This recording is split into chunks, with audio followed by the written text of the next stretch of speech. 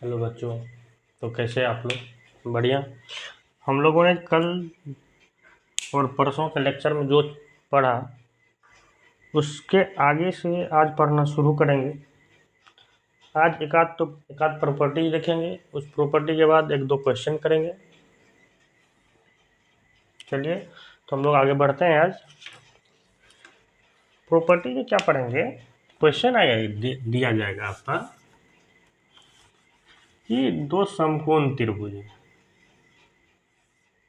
दो समकोण त्रिभुज हैं।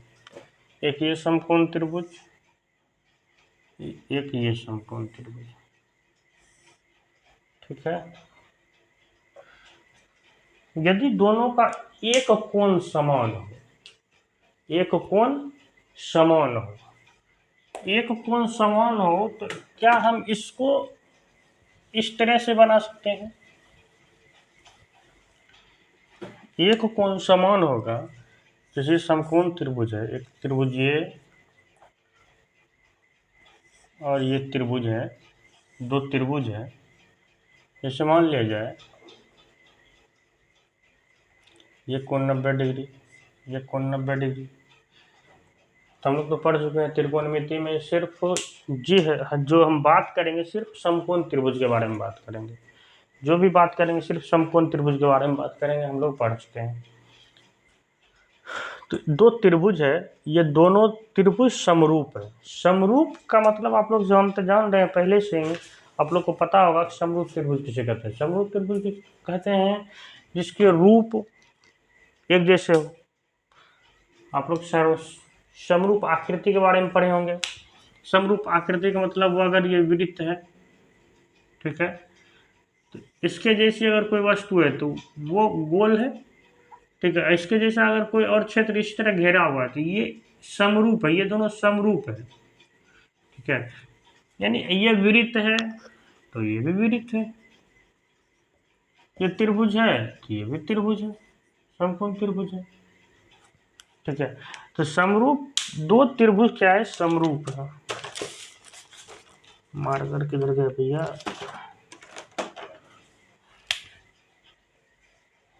ठीक है।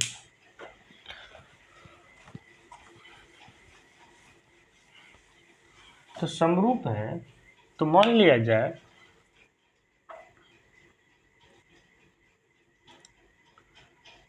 A B C. ठीक है। ये त्रिभुज है, इसका नाम मान लीजिए ए, कुछ भी नाम मान लेते हैं, पी एम। ठीक है। कोण ए बराबर है। ठीक है। तो क्या हम इस दोनों को इस तरह की आकृति बना सकते हैं?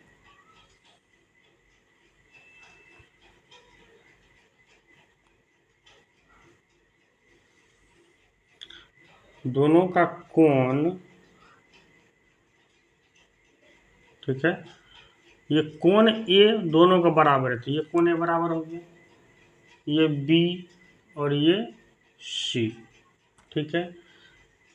और ये त्रिभुज पी एम, इसको मान लेते हैं हम लोग, अगर आपका इच्छा मन है जो मान लोगे, इसको मान लेते हैं पी, इसको मान लेते हैं एम। ठीक है। ये दोनों त्रिभुज समरूप है।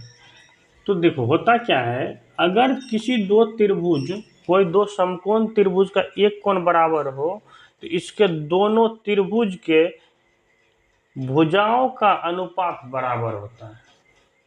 ठीक है।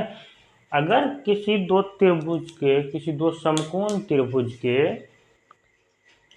एक कोण बराबर हो, एक कोण, जैसे एक कोण, ये कोण दोनों बराबर हो, तो उसके त्रिभुज के भुजाओं का अनुपात बराबर होता है। ठीक है। और उसके लंबाई, भुजा की लंबाई जो है इसमें कोई चेंजिंग नहीं आती है। आगे हम लोग देखते हैं। जैसे मान लिया जाए दोनों का ये कोण सेम है तो हम लोग पढ़ चुके हैं, इसके सामने वाली भुजा लंब होगी, इसके सामने वाली भुजा लंब होगी, इसको बनाने वाली भुजा क्या होगी? ये आधार होगी, ये आधार होगी, ये आधार होगी। ठीक है। इस बड़े त्रिभुज ए बी सी, इस ए बी सी त्रिभुज और ए पी एम त्रिभुज के लिए A M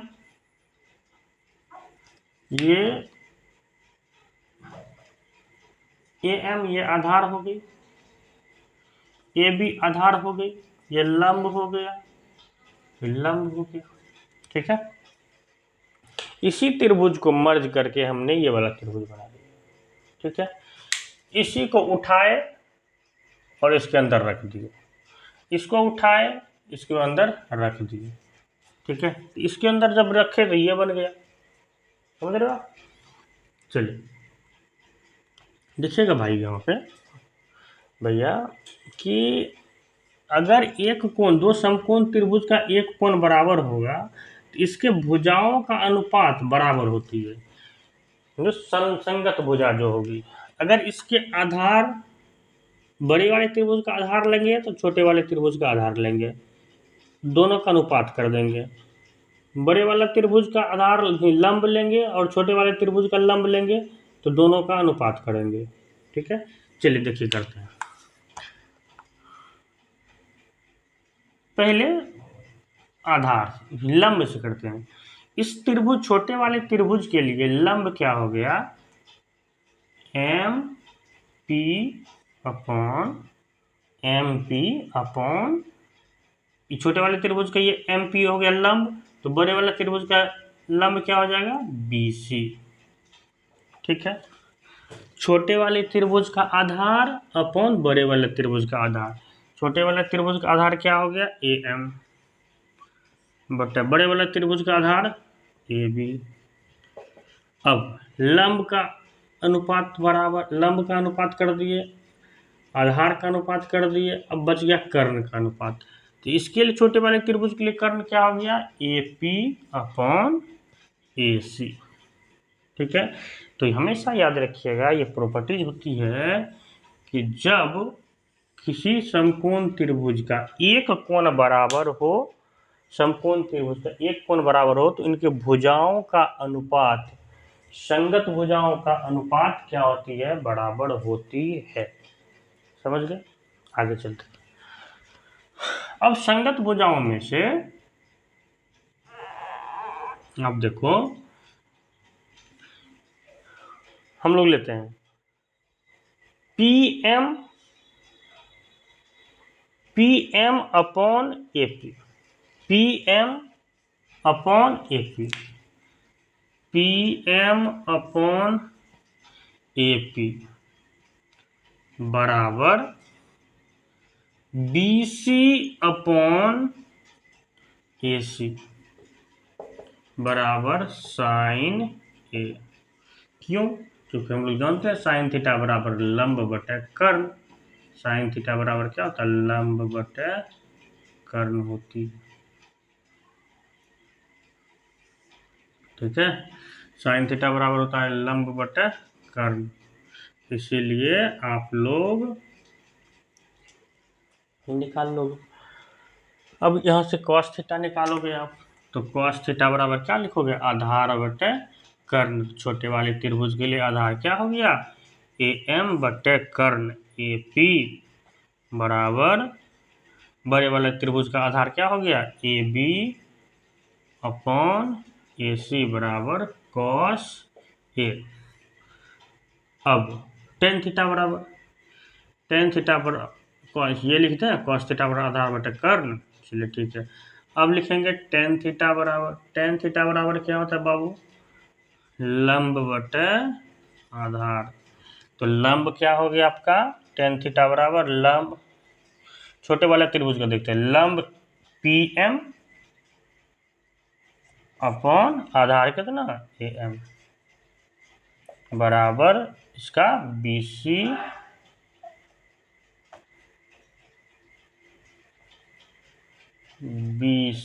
upon what, A B, समझ गए। इसी तरह आप सेक कॉसेक निकाल लीजिएगा, ठीक है।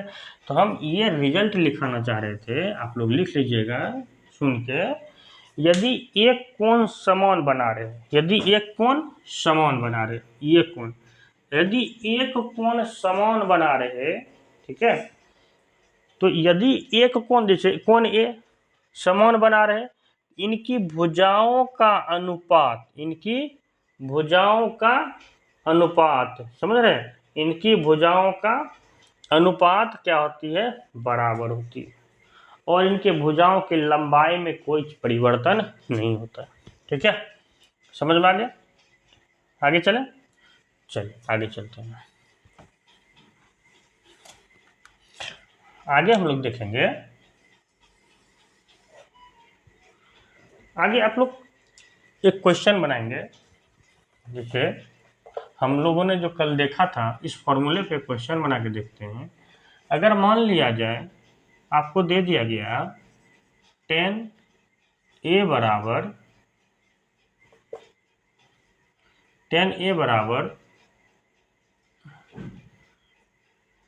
4/5, या ऐसे लिखिए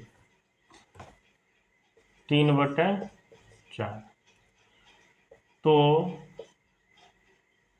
अन्य त्रिकोणमितीय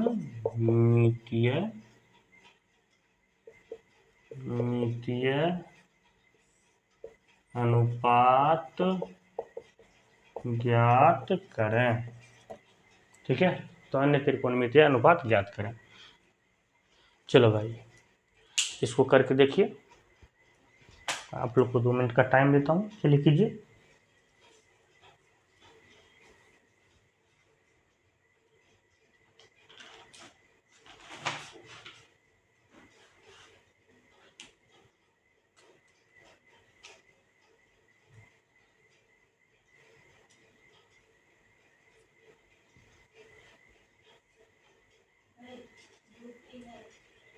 चलिए आगे देखते हैं।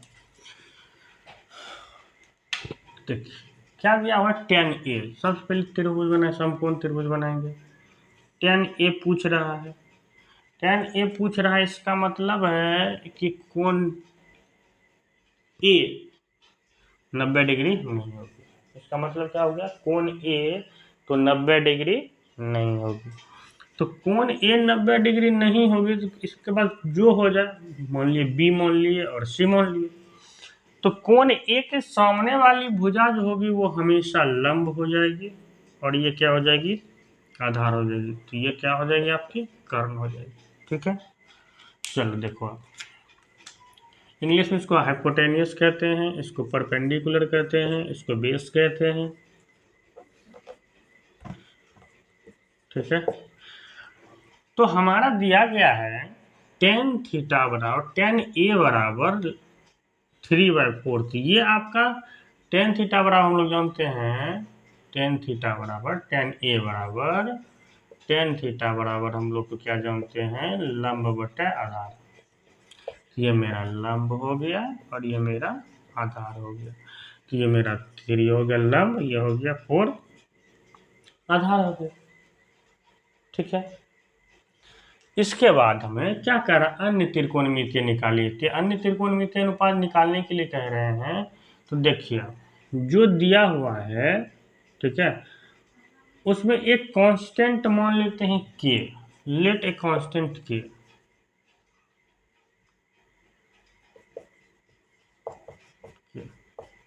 ठीक है, तो k मान लेंगे, तो हम इस भुजा की लंबाई, k यानी भुजा की लंबाई, भुजा की लंबाई, ठीक है, इसको आप इसमें मल्टीप्लाई करो, लिख दो। तो ये हो गया 3k, ये हो गया 4k, ये हो गया h, ये सिर्फ लिख दो k। ठीक, तो मुझे अन्य त्रिकोणमितीय अनुपात निकालना है, तो मैं इसे इधर मिटा रहा हूं।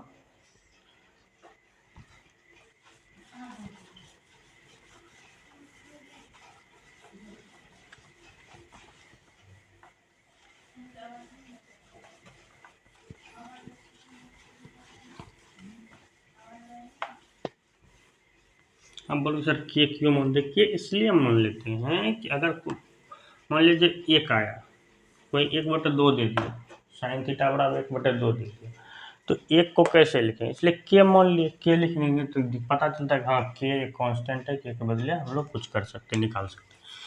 देखो के का वैल्यू सारा कैंसिल आउट हो जाएगा, आगे देखते हैं। तो मुझे अन्य त्रिकोणमितीय अनुपात में साइन थीटा निकालना है, कॉस थीटा निकालना है, टेन थीटा निकालना है, कॉट थीटा निकालना है, कॉसेक थीटा निकालना है और सेक थीटा निकालना है। टेन थीटा तो मेरा दिया हुआ है, तो क्या करेंगे, हमको कॉस थीटा निकालने के लिए तो हमको आधार चाहिए, ठीक है। क्या आपको पता है कॉस थीटा बराबर होता है आधार बटे कर्ण, तो इसलिए आधार निकालने के लिए आप लोग को पाइथागोरस थ्योरम मैं कल बता चुका हूँ। तो आधार निकालने के लिए क्या करेंगे, अंडर रूट कर्ण का स्क्वायर माइनस लंब का स्क्वायर, ठीक है। तो आधार बराबर ले लेंगे, कर्ण कितना दिया, कर्ण निकालनी है ना, हाँ कर्ण निकालनी है, तो कर्ण निकालनी है तो आप लोग जानते हैं, तो कर्ण बराबर अंडर रूट लंब का स्क्वायर प्लस आधार का स्क्वायर, ठीक है। तो लंब दिया हुआ आपको 3k का स्क्वायर प्लस आधार कितना दिया है 4k का स्क्वायर अंडर रूट, तो क्या आ गया, कर्ण बराबर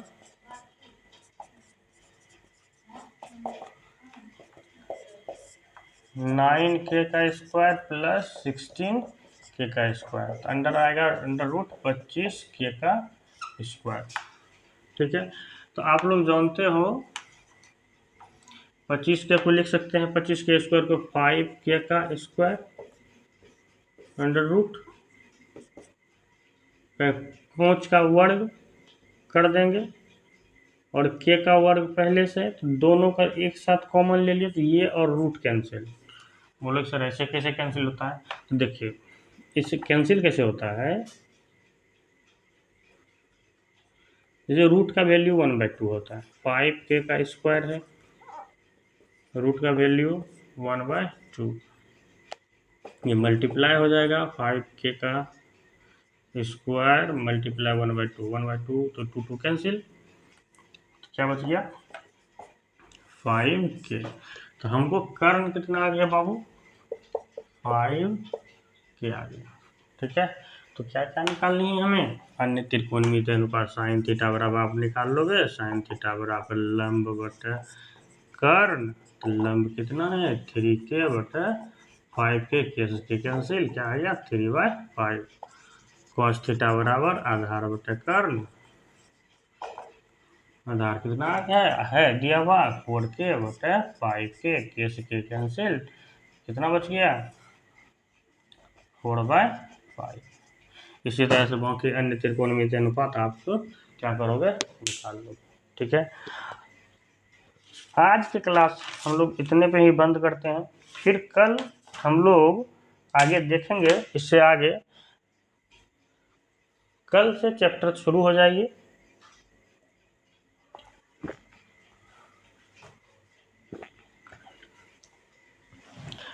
अभी स्लो चल रहे हैं, 1-2 दिन और स्लो चलेंगे, उसके बाद